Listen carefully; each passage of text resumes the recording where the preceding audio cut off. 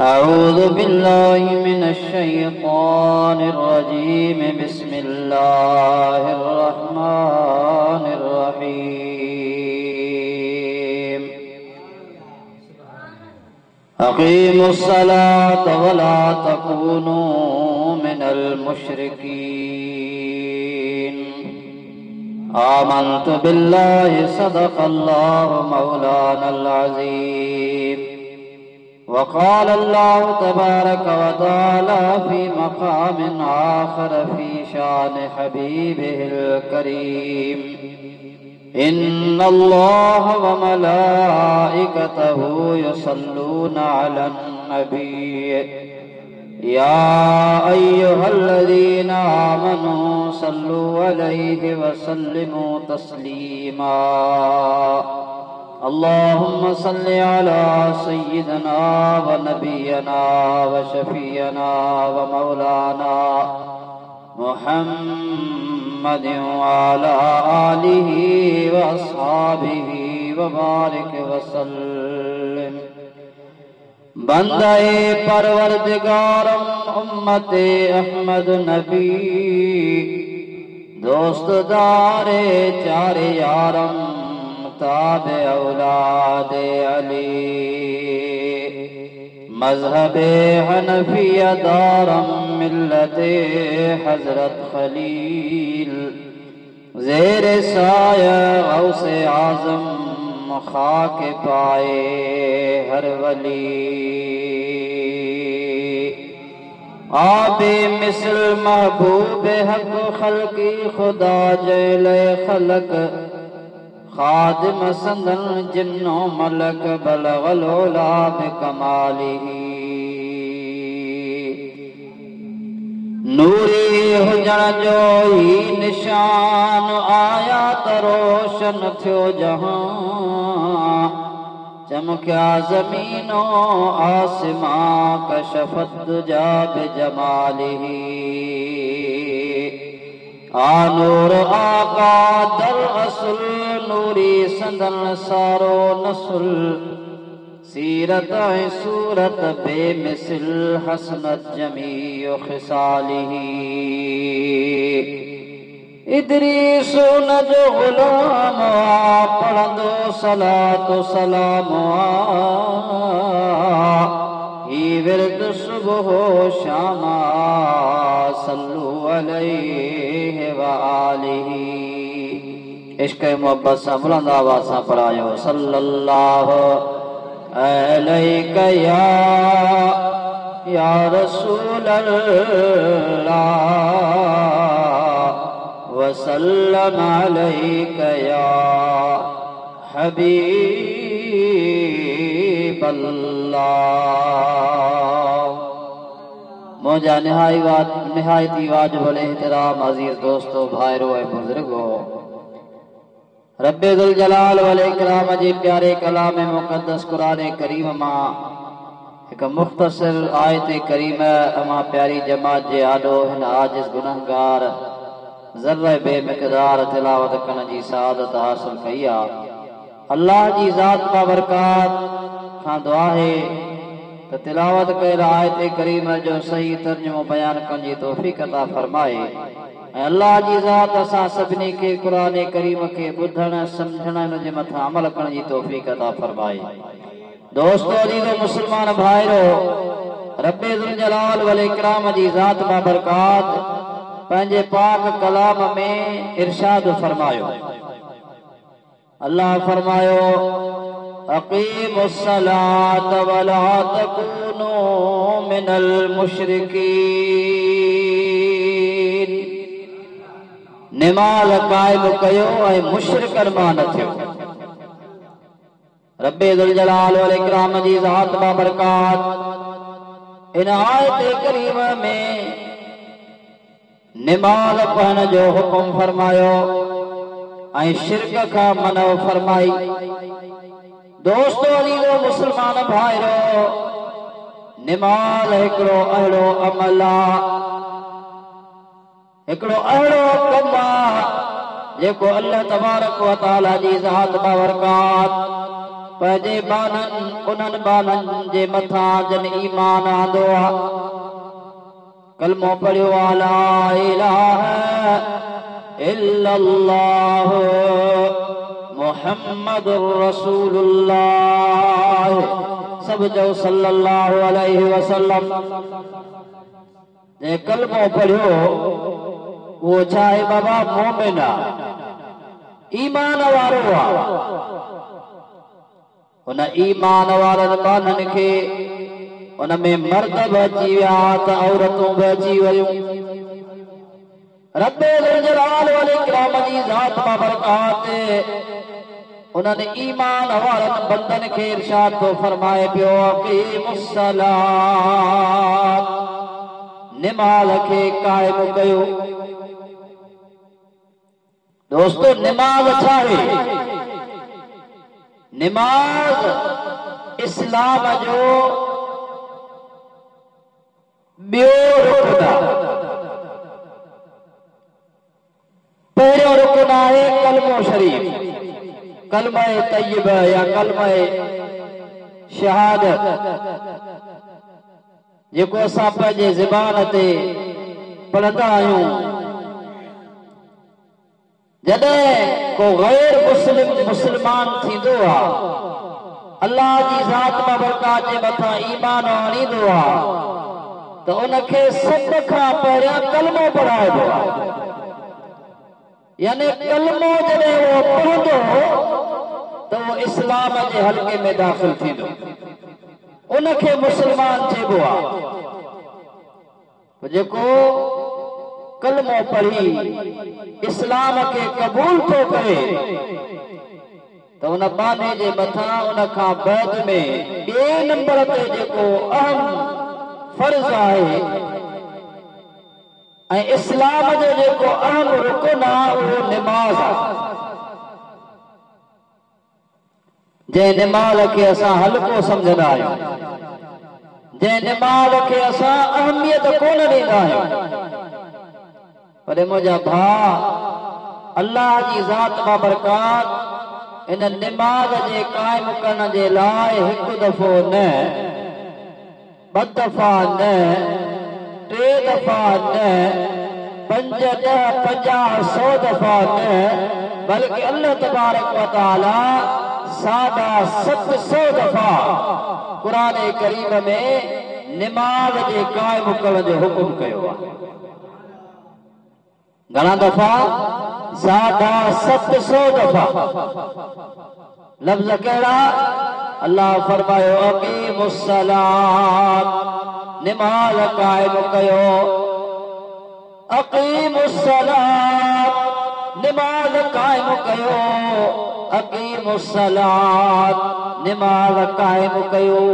बार बार अल्लाह तबारक व तआला जी ज़ात बाबरकात निमाज़ जे कायम करण जो हुकुम फरमायो आहे। दोस्तों अज़ीज़ो मुस्लमान भाइरो जेतिरो कम जेतिरी अहमियत वारो हूंदो आहे उन जो ताकीद बि ओतिरो ई थींदो आहे। मालूम थियो त निमाज़ तमामु अहमियत वारो अमल आहे तंहिंजे करे अल्लाह तबारक व तआला जी ज़ात बाबरकात बार बार पंहिंजे कलाम में निमाज़ जे पढ़ण जो हुकुम थो करे पियो। दोस्तों अज़ीज़ो मुस्लमान भाइयो रब्बे ज़ुल जलाल वल इकराम जी ज़ात पंहिंजे बाननि खे छाजे करे निमाज़ जो हुकुम कयो? इन जे करे हुकुम कयो त मुस्लमान जी इहा सुञाणप थी वञे। गैर मुस्लमान बि इबादत कंदा आहिनि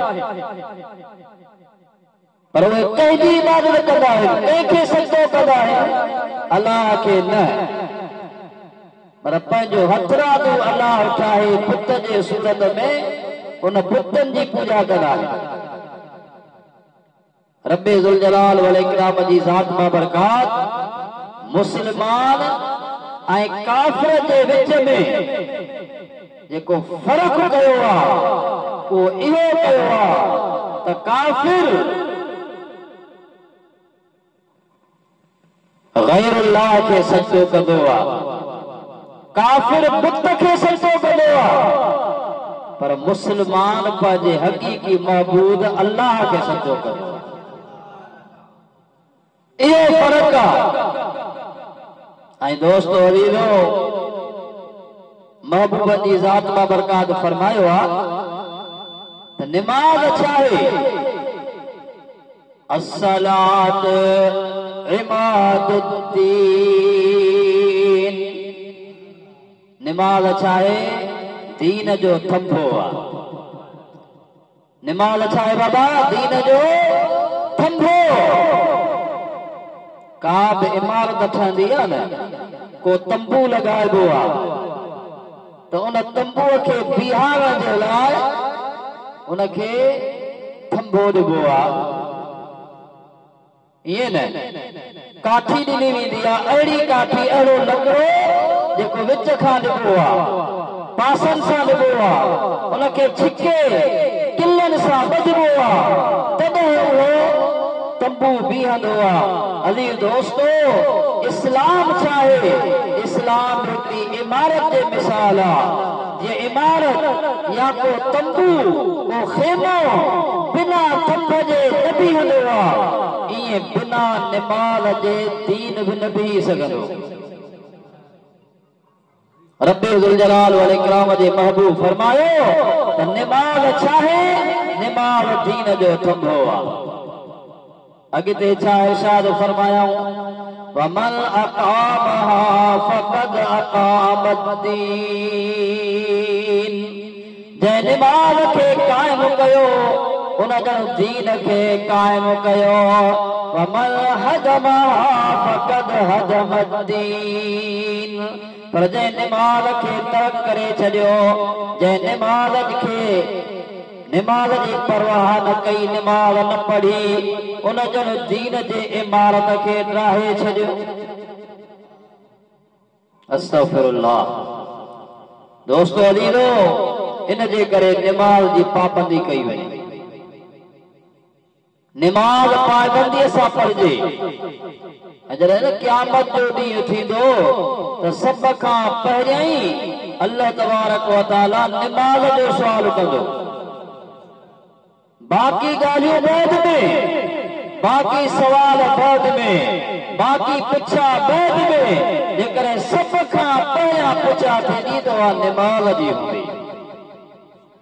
पोइ असां केतिरी तयारी कई आहे, केतिरी निमाज़ था पढ़ूं, वो तो हर कोई पंहिंजो पाण खां पुछी सघे थो, पंहिंजे अंदर में ॾिसी सघे थो त मां केतिरे क़दुरु निमाज़ जो पाबंद आहियां। दोस्तो अज़ीज़ो, मुस्लमान भाइरो, जेको न निमाज़ नथो पढ़े, मदीने वारे साईं फरमायो आहे त क़यामत जे ॾियारे उन बेनिमाज़ जा मुंहं कारा कया वेंदा।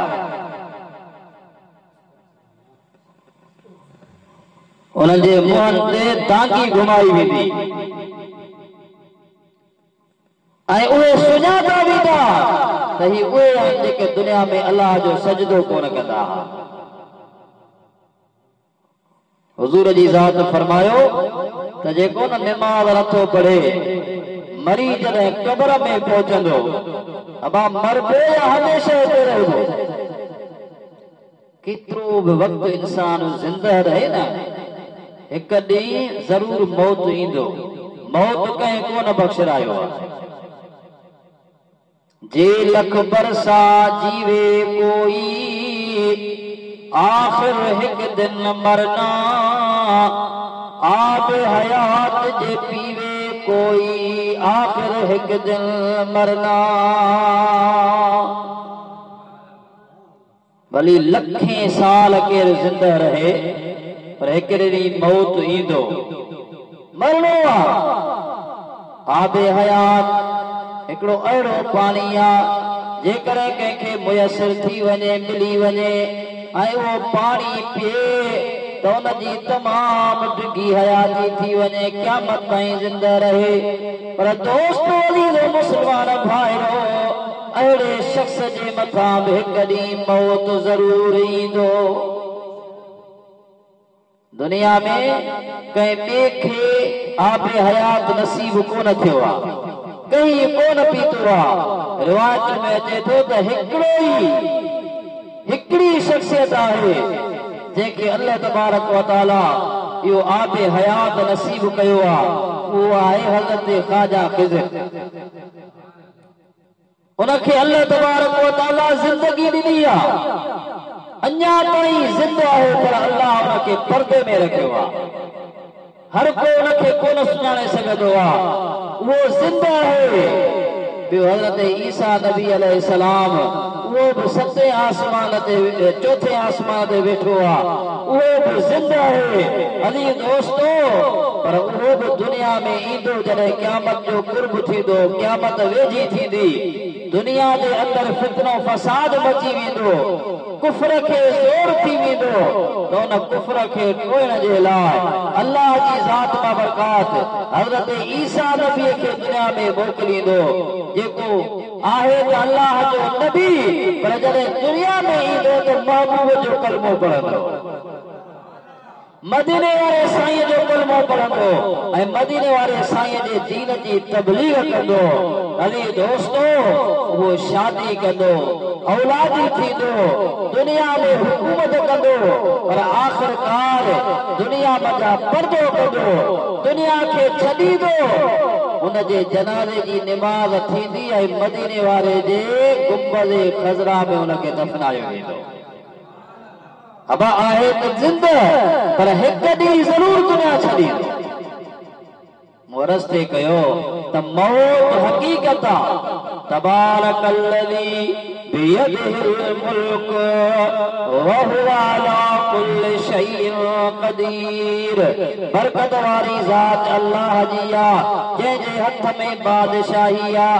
अल्लज़ी ख़लक़ल मौत वल हयात लियब्लुवकुम अय्युकुम अहसनु अमला। अल्लाह जी ज़ात फरमायो त उहो रब आहे, जंहिं ज़िंदगी भी पैदा फरमाई, मौत भी पैदा फरमायो। छाजे करे? इन जे करे उहो रब तव्हां खे आज़माए त केरु अवाम जा सुहिणा अमल थो करे पियो। अबा हयाती ऐं मौत भी इंसान जे लाइ आज़माइश आहे। त ॾिसो केरु सुहिणा अमल थो करे। तो मुझा दोस्त अदील मुसलमान भा, जॾहिं इंसान दुनिया के छॾे कब्र में पहुचंदो आहे ऐं दुनिया जे अंदरि उन निमाज़ न पढ़ी आहे, मदीने वारे साईं फरमायो त उन शख्स जे मथां हिकिड़ो नांग मुक़रर कयो वेंदो आहे। नांग, कारे रंग जो नांग, कारी हर, उन जे सीने जे मथां चढ़ी वेंदो, सीने जे मथां वक्कल हणी वेही रहंदो। हर निमाज़ जे वक्त ते उन खां पुछा कंदो, फजर जी निमाज़ पढ़ी हुई, चवंदो त न, त उहो नांग उनखे अहिड़ो डंक हणंदो आहे जो उहो 70 गज ज़मीन जे अंदरि हलियो वेंदो। घणा गज बाबा? 70 गज ज़मीन में उनजे डंक जे हलण सां वरी खोटे उनखे ॿाहिरि कढंदो। बेपहरीअ जे वक्त ते वरी साॻियो सुवाल कंदुसि, ॿुधाए बेपहरी पढ़ी हुई या न?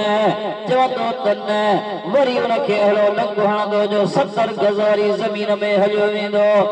बेपहरीअ जे वक्त ते बि साॻियो ई सवाल, मग़रिब जे वक्त ते बि साॻियो ई सवाल, इशा जे वक्त ते बि साॻियो ई सवाल।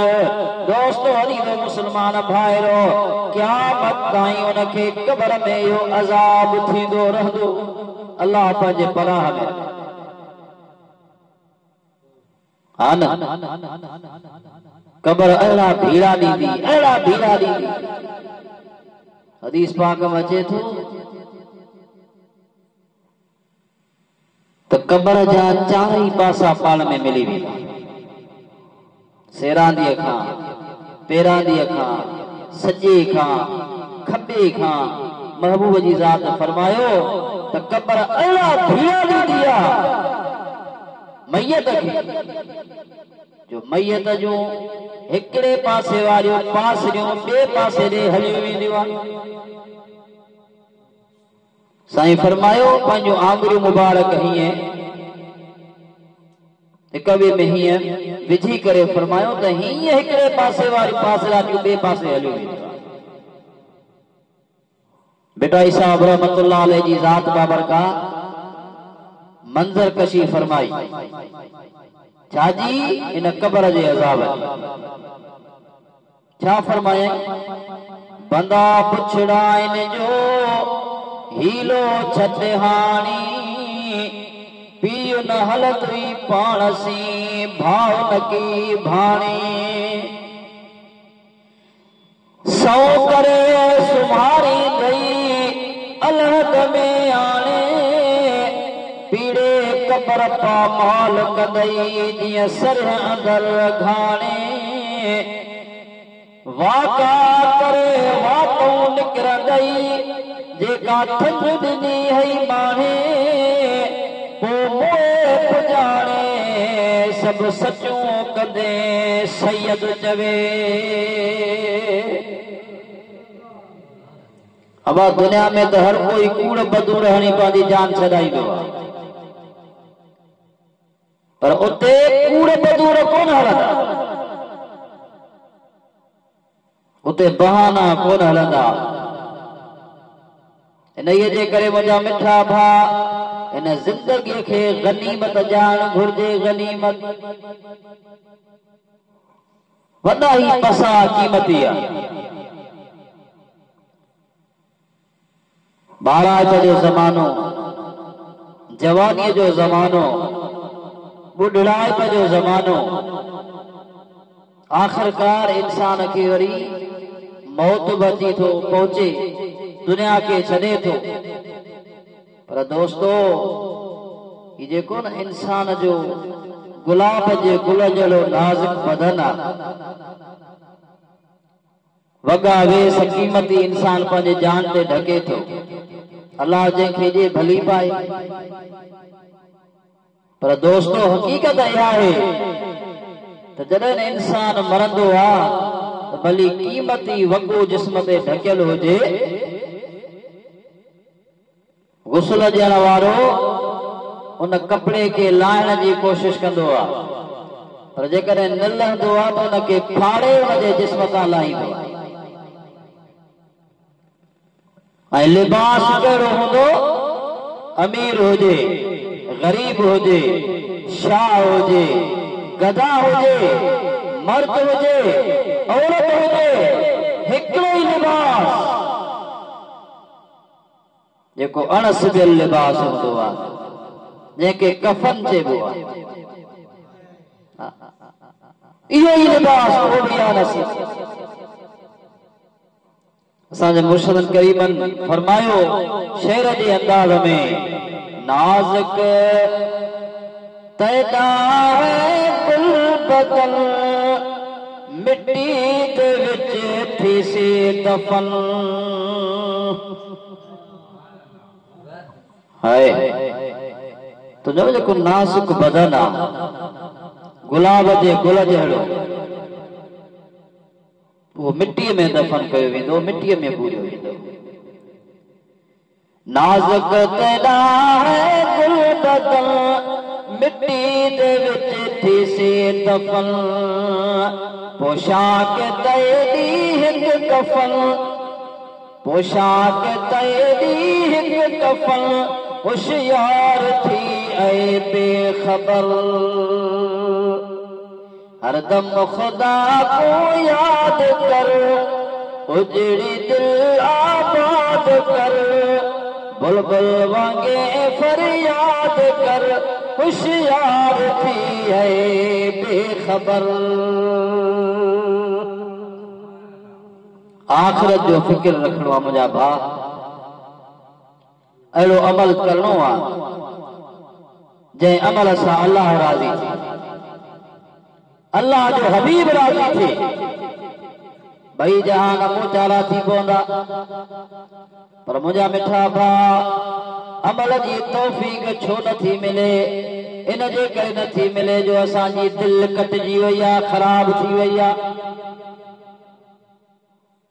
लोह जो ख़राब थी वञे कटिजी वञे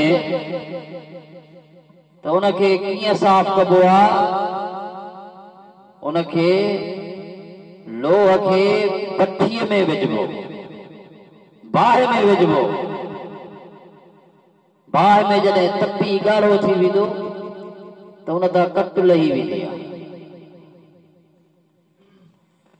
साबुण कपड़े खे लॻाइबो त कपिड़ो साफ़ सुथरो थी पवंदो आहे। टामे जी देग हुजे ख़राब थी वञे तो उनखे कलई लॻाइबी आहे। जॾहिं कलई लॻंदी तो वो टामे जो थां साफ़ सुथरो थी पवंदो आहे। दिल इंसान जी बि न थाम जी मिसाल आहे। उहा कीअं साफ़ थींदी आहे, छा सां साफ़ थींदी आहे? उहा अल्लाह जे ज़िक्र सां थींदी आहे। जॾहिं इंसान ज़िक्र कंदो आहे न अल्लाह जो, मुदामत कंदो तो पोइ दिल साफ़ अछी उजरी थी पवंदी। तो मुंहिंजा मिठा भाइयो ज़िक्र कयो दिल वारो, दिल जे तरफ़ तवज्जो कजे। तो मुंहिंजी दिल में अल्लाह जो ज़िक्र पियो थिए, अल्लाह अल्लाह अल्लाह अल्लाह। तव्हां त अल्लाह वारनि जा ग़ुलाम आहियो, मुर्शिद हुसैन जा मुरीद हो ना बा। सुभान अल्लाह। मुंहिंजा मिठा भाउ हज़रत महबूब सुभानी, गौसे समदानी, शहबाज लामकानी, हज़रत सैयदना व मुर्शिदना अब्दुल कादिर जीलानी, चओ सुभान अल्लाह। हसनी भी तो हुसैनी भी। पाण फरमाइन था तो बातिन जा बीमार तुझे मथा लाज़िमा तो तू पंहिंजे अंदर जो इलाज कराए। ऐं पाण फरमाइन था तो इहो इलाज तोखे कंहिं दुनिया जे डॉक्टर वटां कोन मिलंदो। जेकॾहिं तोखे इलाज मिलंदो तो अल्लाह वारनि वटां मिलंदो। दोस्तो अदीरो, तो अल्लाह वारनि जी सोबत ज़रूरी आहे इन जे लाइ, पंहिंजे बातिन खे साफ़ कराइण जे लाइ, अंदर जो इलाज कराइण जे लाइ अल्लाह वारनि जी सोबत हुजे, उन्हनि सां मोहब्बत हुजे, जेके उहे असांखे सबक ॾियनि सलूक जो। अल्लाह जे ज़ात मां बरकात मिलण वारो रस्तो, ज़िक्र वारो रस्तो ॿुधाइनि, उन रस्ते ते हलबो ऐं हलण घुरिजे। इंशाअल्लाह ताला मंज़िल मक़सूद मिली वेंदो। तो मुंहिंजा मिठा भाउ, मक़सद तव्हां वटि अचण जो इहो आहे त वेही अल्लाह ऐं उन जे हबीब जूं ॻाल्हियूं कयूं, नसीहत जूं ॻाल्हियूं थियनि। अल्हम्दुलिल्लाह उहे थी वयूं। हाणे आख़िर में अवां जे ख़िदमत में दावत अर्ज़ रखिजे थी। हज़रत महबूब मुर्शिद सजण साईं ॿुधा अथव अल्लाहाबाद शरीफ़ वारा, सुभान अल्लाह, असांजा मुर्शिद आहिनि। दोस्तो अज़ीज़ो, अल्हम्दुलिल्लाह उन्हनि जी दरबार अल्लाहाबाद शरीफ़ कंडियारे शहर में आहे। हर साल उर्स मुबारक थींदो आहे, तव्हांखे ख़बर हूंदी। इंशाअल्लाह ताला हिन साल बि उहो उर्स मुबारक थी रहियो आहे। कॾहिं ही ईंदड़ जेको छंछर आहे न, छंछर ऐं आचर ॿ ॾींहं प्रोग्राम थी रहियो आहे उर्स मुबारक। उन उर्स मुबारक में अवां खे दिल जे गहराइनि सां शिरकत जी दावत आहे। तव्हां खे दावत आहे, तव्हांजे दोस्तनि खे दावत आहे। अचिजो, अल्लाह वारनि जो कलाम ॿुधजो, ज़ियारत कजो। इंशाअल्लाह ताला हिकु घड़ी कंहिं अल्लाह वारे सां गॾु विहण इहा बि सवाब खां ख़ाली न आहे, बल्कि एॾो वॾो सवाब आहे जो हिकु घड़ी अल्लाह वारे जे सोबत में विहण 100 साल जी इबादत खां वधीक आहे। कहिड़ी 100 साल जी इबादत जंहिंमें ॾेखाव न हुजे, रियाव न हुजे, भल भल न हुजे, ख़ासि अल्लाह जे रज़ा जे ख़ातिर उहा इबादत कई वञे। अहिड़ी इबादत खां उहा इबादत बरहक आहे। ईअं न आहे त इबादत करणी न आहे, रुॻो अल्लाह वारे जी सोबत कजे, न। पर दोस्तो, इबादत जो मज़ो ऐं सुकून तॾहिं मिलंदो जॾहिं कामिल मुर्शिद वठबो उनजी सोबत कबी अल्लाह वारनि सां वेहबो त पोइ ज़िक्र जो मज़ो ईंदो, निमाज़ पढ़ण में मज़ो ईंदो, क़ुरान पढ़ण में मज़ो ईंदो, हर सुहिणो अमल अहिड़ो वणंदो। सुभान अल्लाह, दिल बाग बहार थी। तो दोस्तो अवां खे दावत आहे कि ईंदड़ छंछर अच्छा जो ॾींहुं आहे। अॼु हुई अरबा, ख़मीस जी रात आहे, सुभाणे जुमे जी रात आहे, ॿिए ॾींहुं छंछर जी रात आहे। छंछर जे ॾींहुं शाम खां वठी आतर जी रात, आतर जो ॾींहुं सुबुह जो जेका सुबुह वारी नशिस्त हूंदी आहे ॾाढी काराए थी। कीअं जो इन आख़िरी वेहक में, आख़िरी नशिस्त में अल्लाह वारा पंहिंजा हथ खणंदा आहिनि दुआ जे लाइ, दुआ जे लाइ हथ खणंदा आहिनि। अबा जिते न हज़ारे अल्लाह जा नेक बंदा वेठा हुजनि ऐं उहे हथ खणनि त अल्लाह उन्हनि जा हथ ख़ाली मोटाईंदो कोन? मोटाईंदो, ज़रूर क़बूल पवंदा। पोइ उन्हनि जे सदके अल्लाह ताला असांजे मथां में महिरबानी कंदो, उम्मीद आहे। तव्हांखे दावत आहे, ज़रूर इहो ॾींहुं यादि रखिजो। बहितर आहे राति जो उते प्रोग्राम में शरीक थियो, न त सुबुह जो सवेल आचर जे ॾींहुं अल्लाह साईं तव्हांखे पंहिंजूं सवारियूं ॾिनियूं हूंदियूं, सवारियुनि ते चढ़ी, गाॾीअ ते चढ़ी, मोटरसाइकिल ते 100 रुपए जो तेल विझराईंदव, 150 जो अध लीटर या लीटर मां तव्हां मोटी ईंदव, अलाह कंदो, दुआ में शरीक थींदव, प्रोग्राम ॿुधंदव, साईं जो ख़िताब तकरीर मुबारक ॿुधंदव, आख़िरी दुआ घुरी पोइ मोटी ईंदव। इंशाअल्लाह ताला सभु सलायूं थी पयूं। अल्लाह ताला असां सभिनी खे अमल जी तौफ़ीक़ अता फरमाए। ॾाढी ख़ुशी थी तव्हांजी मस्जिद ॾिसी। मां अॼु पहिरियों दफ़ो हिते आयो आहियां तव्हांजे मस्जिद में। मिलंदा त आया आहियूं दोस्त सभु शहर में, वाट वेंदे दुआ सलाम थींदी आहे, पर तव्हांजे मस्जिद में पहिरियों दफ़ो आयो आहियां। अल्लाह साईं इहो अचणु क़बूल फरमाए। ऐं ॿियो को मक़सदु कोन, इहो ई मक़सदु त दोस्तनि वटि हली वञूं, उन्हनि खे दावत ॾियूं, चंद ॻाल्हियूं अल्लाह जे ज़िक्र जूं थियनि, आख़िरत जूं थियनि, इहो ई मक़सदु हुयो। तॾहिं दोस्तो अवां अल्हम्दुलिल्लाह जेको रहियल कमु आहे उहो भला कंदो थी वेंदो। ऐं अवां खे गुज़ारिश आहे त हिन खे आबाद कयो मस्जिद खे। मौली साहब तव्हां वटि अचे थो, पढ़ाए थो, अल्हम्दुलिल्लाह। साईं हबीबुल्लाह साहब जो ॻोठु आहे न, इहो तव्हां हुनजा ॿाहिरि आहियो, माशाअल्लाह। मुंहिंजो दोस्त आहे, साईं जी मुलाक़ात असांजी साईं सरवर वटि गुलाम सरवर साहब वटि थींदी ई पई। पोइ त हैदराबाद में हिकिड़ो दफ़ो साईं वटि मां वियो, कारी मोरी ते, उते साईं जो घरु आहे, उते मिलियासीं, मुलाक़ात थी, हाणे अची वियो आहे वापसि।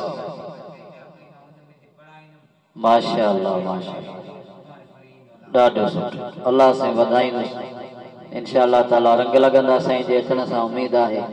अल्लाह ताला तव्हांखे सलामत रखे, ख़ुशि हुजो, मस्जिद खे आबाद कयो। नंढड़ा नंढड़ा मौसम गुलनि जहिड़ा तव्हां सभु ईंदव, वॾा ईंदव त मस्जिद तव्हांजी आबाद थी पवंदी। दुआ थींदव, दुआ थींदव। मस्जिद राज़ी अल्लाह राज़ी। मस्जिद राज़ी कीअं थींदी आहे? जॾहिं हुनखे निमाज़ सां आबाद कयो, अज़ान सां, जमायत सां, सम्झो। अल्लाह जो घर तव्हांजे मथां, अल्लाह जे घर खे आबाद कंदो, अल्लाह राज़ी थींदो, अल्लाह जो हबीब राज़ी थींदो, ॿिन्ही जाननि में बेड़ा पार थींदा। वाखिर दावाना अल्हम्दुलिल्लाह रब्बिल आलमीन। रब्बना आतिना फिद दुनिया हसनह व फिल आखिरति हसनतन व क़िना अज़ाबन नार वादखिलनल जन्नत मअल अबरार या अज़ीज़ या गफ़ार या रब्बल आलमीन। रब्बना अतमिम लना नूरना वग़फिर लना इन्नका अला कुल्लि शैइन क़दीर। रब्बना ला तुआखिज़ना इन नसीना औ अख़्ताना। रब्बना वला तहमिल अलैना इस्रन कमा हमलतहु अलल लज़ीना मिन क़ब्लिना। रब्बना वला तुहम्मिलना मा ला ताक़त लना बिहि वाअफ़ु अन्ना वग़फिर लना वरहमना अंत मौलाना फंसुरना अलल क़ौमिल काफ़िरीन। रब्बना तक़ब्बल मिन्ना इन्नका अंतस समीउल अलीम व तुब अलैना इन्नका अंतत तव्वाबुर रहीम। बिबरकत इन्नल्लाह व मलाइकतहु युसल्लूना अलन नबी या अय्युहल्लज़ीना आमनू सल्लु अलैहि व सल्लिमू तस्लीमा। अल्लाहुम्मा सल्लि अला सय्यिदिना मौलाना मुहम्मदिन व आलिहि व सहाबिहि अजमईन। ला इलाहा इल्लल्लाह।